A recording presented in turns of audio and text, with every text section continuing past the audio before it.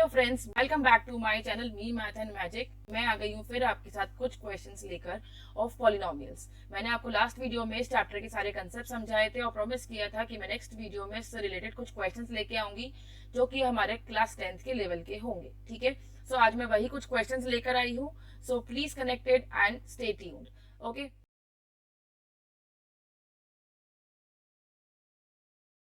सो हम देखते हैं फर्स्ट क्वेश्चन, जिसमें हमें बोला गया है कि the square of the difference of the zeros of the quadratic polynomial F X equals to X square plus P X plus 45 is equal to 144 and you have to find the value of P. अब हमें बोला क्या, इसको थोड़ा decode करने की कोशिश करते हैं।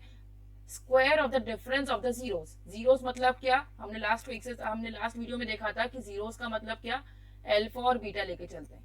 ठीक है, तो let the zeros be alpha and beta.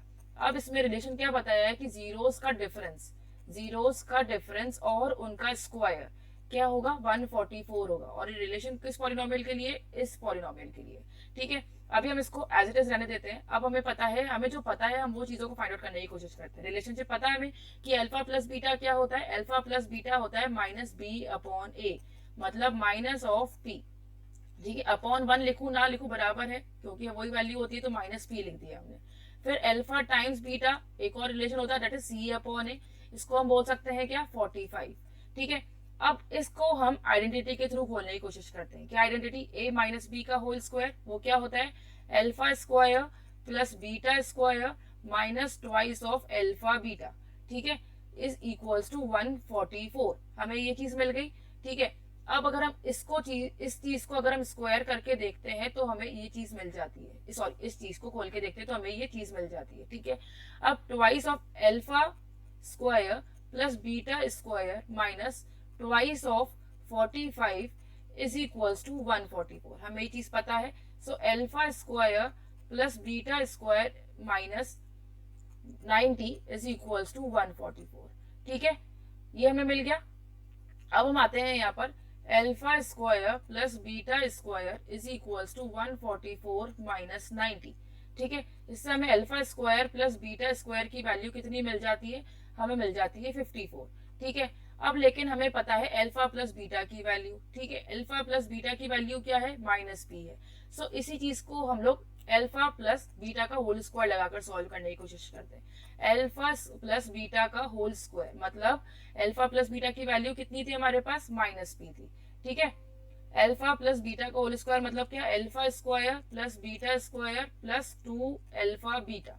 ठीक है, अल्फा प्लस बीटा हमारे पास कितना था, अल्फा प्लस बीटा था हमारे पास minus P, so minus P का square, alpha square plus beta square की हमने निकाल दी वैल्यू 54, और ट्वाइस ऑफ अल्फा बीटा मतलब ट्वाइस ऑफ 45। ठीक है, सो हमें क्या मिल जाएगा, 54 प्लस 90। सो हमें माइनस पी स्क्वायर की वैल्यू कितनी मिल गई, 54 प्लस 90 दैट इज 144। ठीक है, सो पी स्क्वायर की वैल्यू हमारे को कितनी मिल गई, 144। तो पी की वैल्यू कितनी हो जाएगी हमारे पास, 12, क्योंकि अगर हम इसका स्क्वायर रूट निकालेंगे तो हमारे को मिल जाएगी 12 वैल्यू। सो ये हो गया हमारा इसका आंसर। समझ में आई बात कि पी की वैल्यू कैसे निकाली हम लोगों ने, हमने जीरोस को अल्फा और बीटा माना, और उसके बाद हमने पहले ये वाली आइडेंटिटी लगाई, और उसके बाद हमने प्लस की आइडेंटिटी लगाकर ये वाली चीज से सॉल्व करने की कोशिश करी। आते हैं नेक्स्ट क्वेश्चन पे।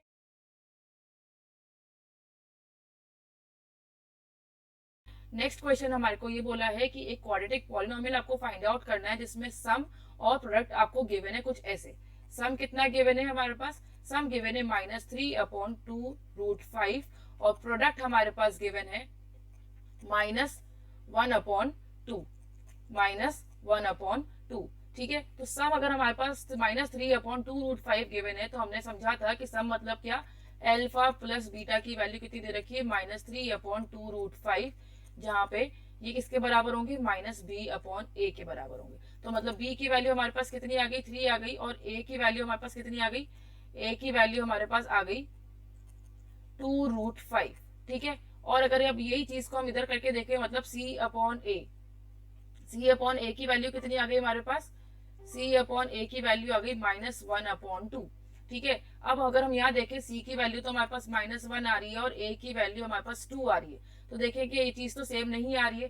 सो इस √5 को अगर हमें यहाँ मल्टीप्लाई करना है तो हम यहाँ पे √5 मल्टीप्लाई करते तो हमारे पास a दोनों तरफ बराबर हो जाएगा। तो c की वैल्यू हमारे पास -√5 आ गई और a की वैल्यू 2√5 है ही। सो हमारा क्या फॉर्मूला होता है, ax² plus bx plus c is equal to 0। यहाँ पर a की वैल्यू हो गई 2√5x² प्लस b की वैल्यू 3 हो गई तो 3x माइनस √5 इक्वल्स टू 0। सो ये हमारा क्या बन गया, इसका पॉलिनोमियल बन गया। ठीक है, अगर हम नेक्स्ट क्वेश्चन करें,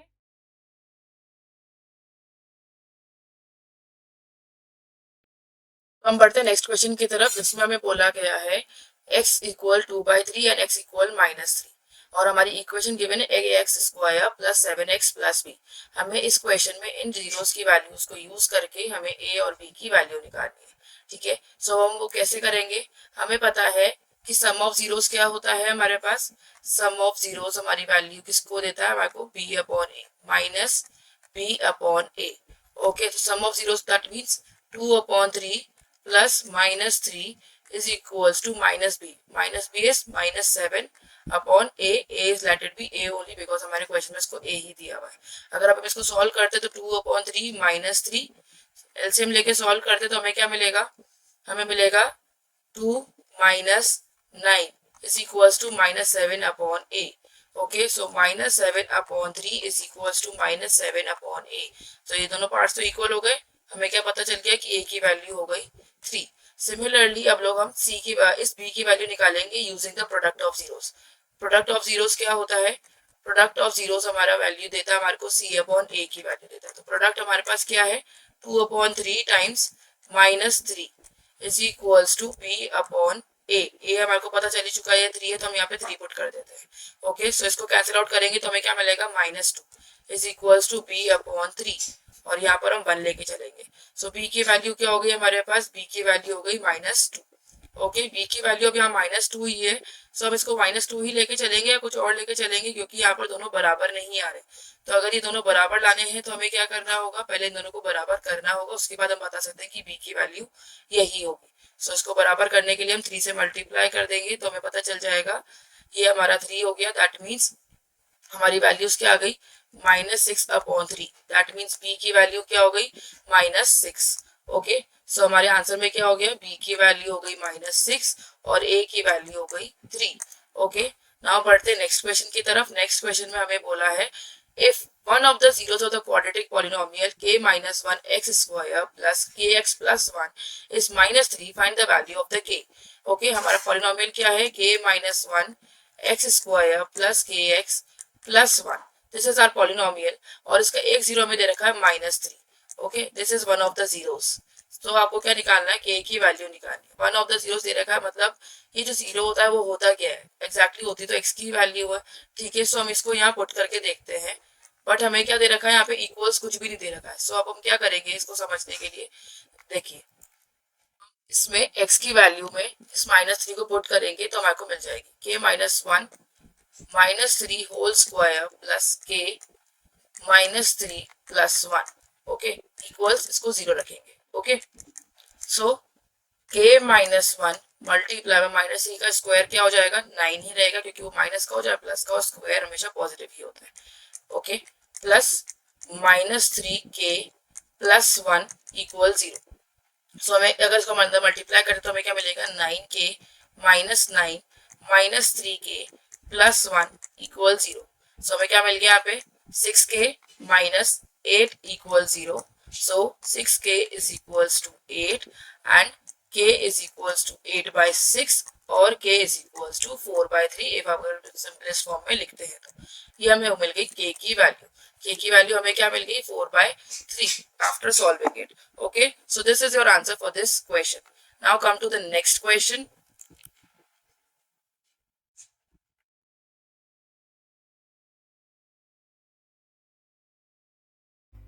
नेक्स्ट क्वेश्चन में हमें बोला है कि जो सम ऑफ जीरोस है इस क्वाड्रेटिक पॉलिनोमियल का, जिसका नाम है fx equals kt² plus 2t plus 3k, वो प्रोडक्ट के बराबर है। तो k की वैल्यू बताओ। सम ऑफ जीरोस मतलब क्या, पहले तो हम जीरोस को मान लेते हैं कि जीरोस क्या है हमारे पास, अल्फा और beta. So let the zeros be alpha and beta. हमारे पास दो जीरोस दिए गए अल्फा और बीटा, तो बोला गया है कि इन दोनों का सम है वो उनके प्रोडक्ट के बराबर है। ठीक है, मतलब माइनस बी अपॉन ए जो है वो सी अपॉन ए के बराबर है। ठीक है, माइनस बी की वैल्यू क्या है, -2, टू, ओनली 2 लेके चलेंगे क्योंकि टी यहाँ पर वेरिएबल चल रहा है। ठीक है, सो -2 अपॉन ए की वैल्यू है के इज इक्वल टू सी क्या है हमारे पास, सी है हमारे पास 3k और ए क्या है हमारे पास अगेन के है। सो इस के से तो हम ये के काट देते हैं। ठीक है, और अगर हम क्रॉस मल्टीप्लाई करने चलते हैं तो हमें क्या मिलेगा, -2 इज इक्वल टू 3k और k की वैल्यू क्या मिल जाएगी हमारे को, -2 अपॉन 3। तो ये हो गई हमारी k की वैल्यू। इन दिस वे हम लोग k की वैल्यू फाइंड आउट कर सकते हैं। ठीक है, बहुत सिंपल सा क्वेश्चन था कि जब अल्फा और बीटा का सम जो है वो प्रोडक्ट के बराबर हो तो हम लोग कैसे k की वैल्यू निकाल सकते हैं। और ये आप समझ लीजिए ये क्वेश्चन बहुत ही इंपॉर्टेंट है और बहुत ही वनरेबल है, ये एग्जाम में आता ही रहता है। सो इजी गोइंग क्वेश्चन है, कर सकते हैं। बस बात ये इतनी सी है कि आप क्वेश्चन को समझ लो कि क्वेश्चन कहना क्या चाह रहा है। ठीक है,